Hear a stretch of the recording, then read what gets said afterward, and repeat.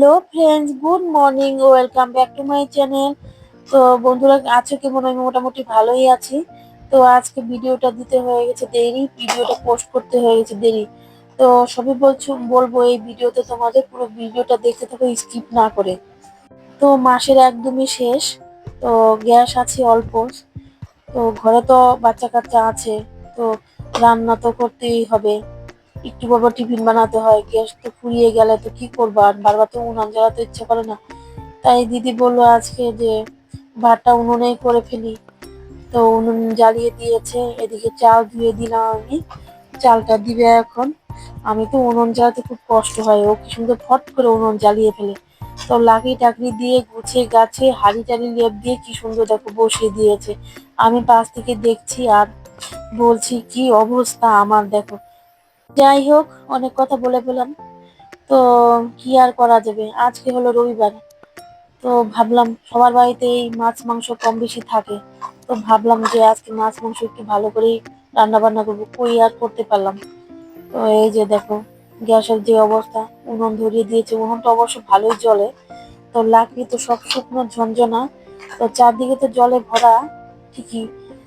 এই লাকড়িগুলো আমার শাশুড়ি করেছিল একটু, একদম হলো রোদে শুকিয়ে রেখে দিয়েছিল, তাই এই লাকড়িগুলো দেখো। লাকড়িগুলো দিয়ে আজকে ভাতটা করছি, না হলে তো আর ভাতটাও করতে পারতাম না। তো ঘরের মধ্যে তরকারি বসিয়ে দিয়ে এই যে বাইরে এসেছি ভাতটা নাড়াচাড়া করতে। তো যদি নাড়াচাড়া না দিয়ে বা তলা ধরে যাবে। তো যাই হোক, উম এই যে পরে আমার ভাতটা ঢেলে নিয়েছি গামলাতে, ভাত ঢেলে নিয়ে এই যে রেখে দিয়েছি। তো হাঁড়িতে আছে হলো লেপ দেওয়া, মাটি দিয়ে লেপ দিয়ে দিয়েছে। তো ওইখানে আছে মাছ, ফ্রিজ থেকে মাছ বের করে নিয়েছি।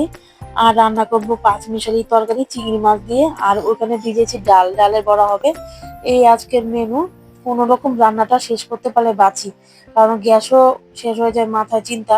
তো কড়াইতে দিয়ে দিয়েছি তেল, দিয়ে দিয়েছি পেঁয়াজ। এখানে দিব সবজি, সবজিটা দিয়েই রান্না করবো। এখানে অল্প লবণ দিয়ে দিলাম। তো আমাদের বাড়িতে লবণ টবণ তো কম খায় সবাই। তো এই যে দিয়ে দিচ্ছি অল্প চিংড়ি মাছ, চিংড়ি মাছ ধুয়ে টুয়ে কেটে বেঁচে রেখে দিয়েছিলাম।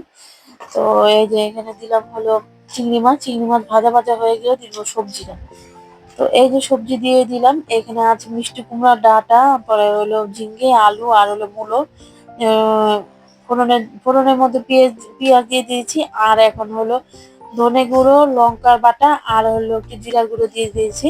তো বাইরে দেখো আমি দুধ বসিয়েছিলাম ভাতের পরে। তো দুধটা ভয়ে ভয়ে আর কি আসলাম, দেখি তো দুধটা হয়েছে কিনা, উতলানো কিনা। এই আর কি। তো আমার রান্না তো কমপ্লিট হয়ে গেছে। এই যে দেখো চিংড়ি মাছের লুক, তবে এই লুকটা দেখো তোমরা একটু সবাই। তো ভিডিওটা আর বেশি বড় করলাম না, তোমরা ভালো থেকো, সুস্থ থেকো, কালকে ভিডিওর জন্য আবার প্রস্তুত হও, দেখার জন্য টাটা।